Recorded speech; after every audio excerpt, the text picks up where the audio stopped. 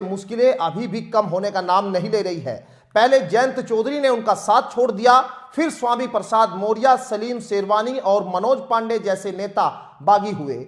इसके बाद राज्यसभा चुनाव में आधा दर्जन विधायकों ने क्रॉस वोटिंग कर दी। अखिलेश यादव इन झटकों से उबर भी नहीं पाए थे कि अब असदुद्दीन ओवैसी की पार्टी AIMIM ने उन्हें मुस्लिम वोटों में सेंधमारी करने की भी एक चुनौती अब दे दी है। ओवैसी की पार्टी की ओर से अखिलेश यादव को ऑफर मिला है कि वो उनके साथ समझौता कर लोकसभा चुनाव एक साथ लड़ ले।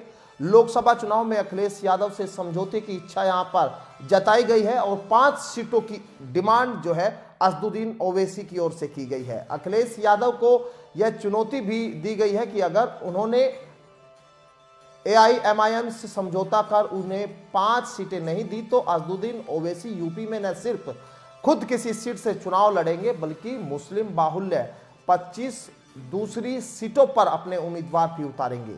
ऐसे में मुस्लिम वोटों का बंटवारा होने की पूरी जो संभावना भी जताई जा रही है। दावा यह भी किया जा रहा है कि ओवैसी ने हैदराबाद के साथ ही यूपी से भी चुनाव लड़ने वाली सीट तय कर ली है। हालांकि इस सीट का नाम कौन सा होगा वह सार्वजनिक तौर पर अभी नहीं किया गया है।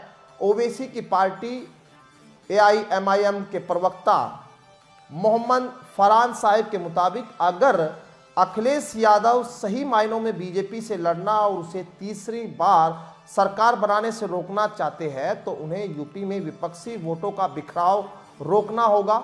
उनके मुताबिक असदुद्दीन ओवैसी मौजूदा दौर में मुसलमानों के इकलौते नेता है। लोकसभा सीट पर उनका बड़ा वोट बैंक है।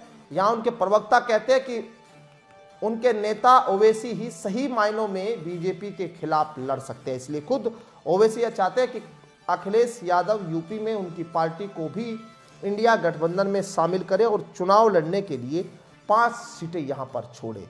तो सीधे तौर पर क्योंकि जो मुस्लिम वोट बैंक है वही वोट बैंक असदुद्दीन ओवैसी निशाना उस पर साधते हैं और यहां अखिलेश यादव के भी मुस्लिम और यादव प्लस वोट बैंक के साथ ही चुनाव में वो उतरते हैं। ऐसे में अगर असदुद्दीन ओवैसी को यहां अपने साथ अखिलेश यादव मिलाते भी है तो उनके वोटों में सेंधमारी की भी बड़ी एक कोशिश यहां पर होगी, क्योंकि नगर पालिका के चुनाव के दौरान मेरठ की जो सीट थी असदुद्दीन ओवैसी ने अपने प्रत्याशी को जब वहां से लड़ाया तो अखिलेश यादव के प्रत्याशी वहां तीसरे नंबर पर पहुंच गए थे।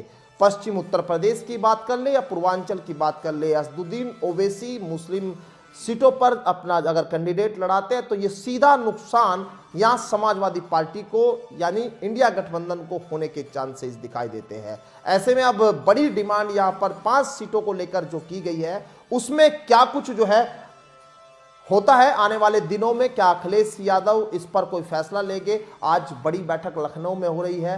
तमाम मुद्दों पर 2024 के लोकसभा चुनाव में रणनीति पर बातचीत होगी।